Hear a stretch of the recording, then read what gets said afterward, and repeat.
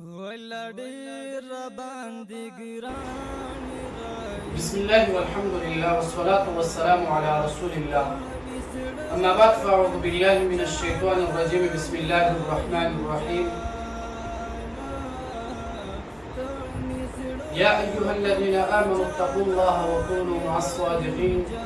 صدق الله العظيم. न खंजर उठेगा न तलवार उनसे, न खंजर उठेगा न तलवार उनसे, ये बाजू मेरे आजमाए हुए हैं। इंतहाई वाजिबुल एहतराम हजरात मुसलमानान और दोस्तान, यकीनन पता दुनिया की ढेर उलमाए किराम मौजूद दे और दीन इस्लाम खिदमत कभी लग्या दे और खल्क उता कुरान और पैगंबर अलैहिस्सलातु वस्सलाम अहादीस मुबारक खाई। लेकिन बास खलक दसी दे जहावी द आलिम पर लिबास की द इस्लाम और द दीन द पार ढेर ज्यादा खतरनाक और मुज़िर दे। द कुफार द यहूद और द गैर मजहब खल्क यो चाल दे जहावी कल हम दीन इस्लाम का नुकसान रसवर वाड़ी डायरेक्ट पर दीन इस्लाम हमला नशि कोली।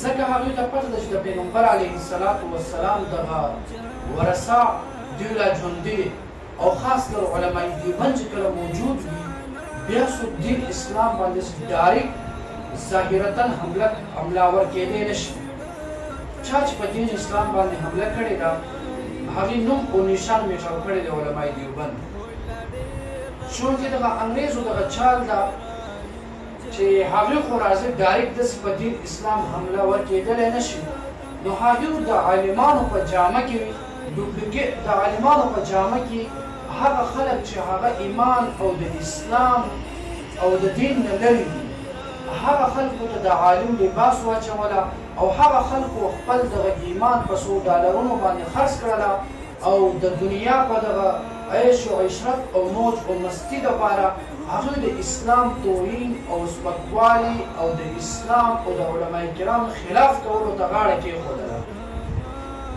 داسې ډېر خلک موجود دي. البته دغه خلک ته یو زمانې پورې وي، یو وخت پورې محدود وي، بیا نوم او نشان یې میټاو شي.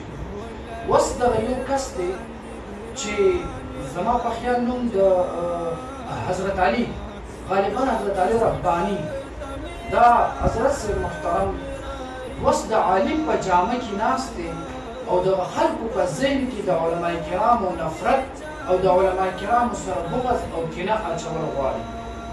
چې کله د دې کلیپ ما واورېدل دغه بې ادبه ګستاخه احمق الحمقاء او اجهل الجهلاء او دغه اسلام او د دین دشمن او د علماء کرام او علماء دیوبند دغه ګستاخ دغه انسان را لګېدلی دی او زمونږ هغه اکابرین چې کم دنیا کې موجود نه دي هغې پسې هم غاپي او هغه مشران چې اوس په دغه دنیا کې موجود راغلي دي هغې پسې هم رد بد وایي. لیکن دا خو د دوی عادت دی چې دوی همیشه د اهل حق علماء کرامو او د دین خوښونکي خلکو خلاف لګیا وي او خپل دغه مشن جاري ساتي. لیکن الحمدلله په هر محاذ په هر میدان کې دغه شان د ګستاخان خلکو له موږ دغه د دوی کوم چال چې دا موږ ناکام کړی دی. اوس دغه یو بدبخته او دغه یو شقي انسان ډېر رالګېدلی دی زموږ استاذ المناظرین استاذ المفتیین هغې پسې خبرې کوي او بیا زموږ په مرشد اعظم پسې هم خبرې کوي. نو چې ته کله زموږ مشرانو پسې خبرې کوي نو بې ادبه ګستاخه ته خو معتزلي یې، ته خو د اسلام او دین دشمن یې، نو خامخا به موږ به جواب کوو. نو تر څو به موږ خاموشي اختیاروو؟ ستا غوندې کې نمونې او هغه خلک هغه پښتو کې یو متل دی وایي دا مخکې داسې ښکاري چې نورانیت بلکل نشته، دې نه فرشتو کډه وړې ده.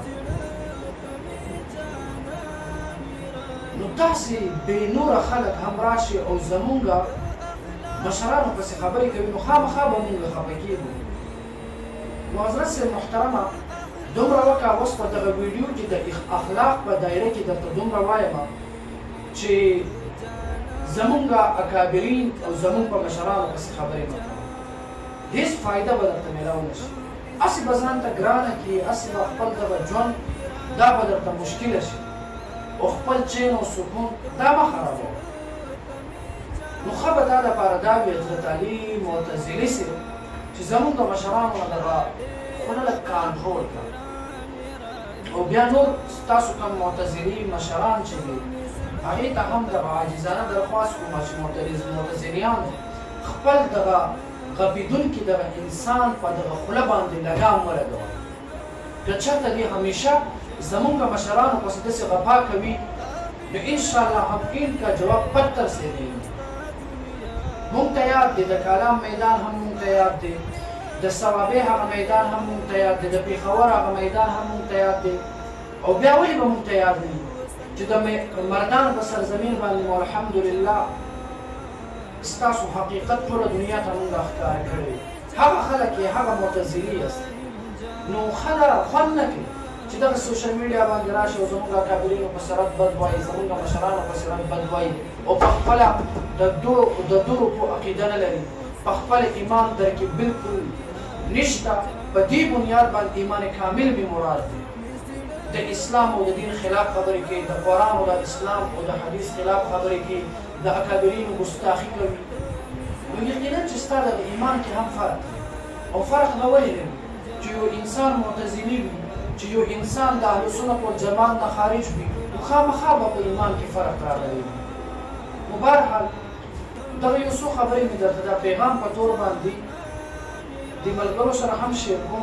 ملګرو تاسو ورسره مخکې شیر کړئ چې دغه معتزلي حضرت ته ورسي چې خپل خولې ته لګام ورکړي چې زموږ د مشرانو پسې بیا خبرې ونه کړي، کنې انشاءالله ستاسو به هم هغه انجام وي کم چې ستاسو د مردان په سرزمین کې ستا د مناظر انجام شي. انشاءالله که دویم ځل به ستا نمبر وي انشاءالله د دلایلو په بنیاد باندې مو چې کله د مردان په سرزمین باندې ستاسو د معتزلیانو جنازه ویستله انشاءالله همدارنګې دې پیره به ستا جنازه وباسو د دلایلو په بنیاد باندې محترم. نو دومره مهرباني وکړه کنټرول شي، ہوش के ना खोलो, बहुत महंगा पड़ेगा आपको. हम आपको छेड़ते नहीं है, हमें मत छेड़ो वरना बहुत पछताओगे. ऐसा ना हो कि फिर आपका जीना हराम हो जाए. ये पैगाम आपके लिए काफ़ी होगा और ज़्यादा और कुछ नहीं कहूँगा इस बार, क्योंकि अंदाज़ बयां अगरचे मेरा शौक़ नहीं है, अंदाज़ बयां अगरचे मेरा शौक़ नहीं है, शायद कि उतर जाए तेरे दिल में मेरी बात. ये इतना ही काफ़ी होगा आपके लिए.